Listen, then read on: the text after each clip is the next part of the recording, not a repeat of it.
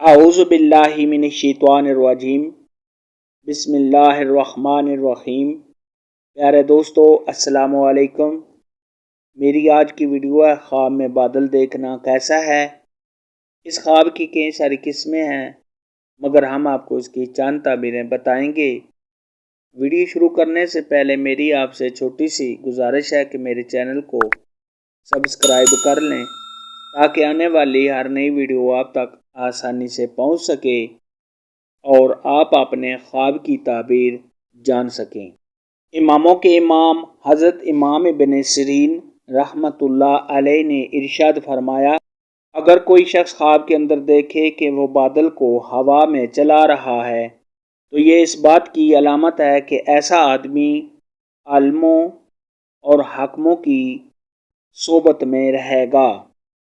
حضرت سیدنا دانیال علیہ السلام نے ارشاد فرمایا کہ اگر کوئی شخص خواب کے اندر سفید بادل دیکھے تو یہ اس بات کی علامت ہے کہ ایسے آدمی کو اللہ تبارک و تعالی علم و حکمت عطا فرمائے گا اور لوگوں کو اس کے علم و حکمت سے فائدہ حاصل ہوگا۔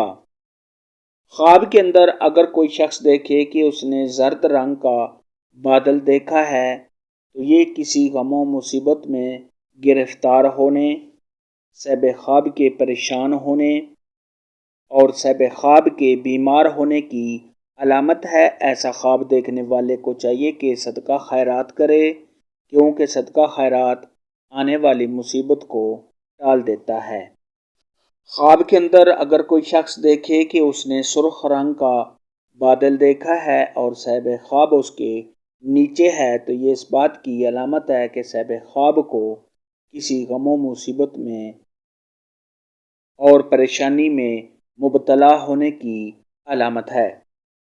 اگر کوئی شخص خواب کے اندر دیکھے کہ بادل صاحب خواب کے سر سے اوپر سے گزر رہا ہے یا چل رہا ہے تو یہ صاحب خواب کے کسی نیک آدمی کی صحبت کرنے کی نشانی ہے اور ایسے شخص کی نیک مرادیں پوری ہونے کی علامت ہے۔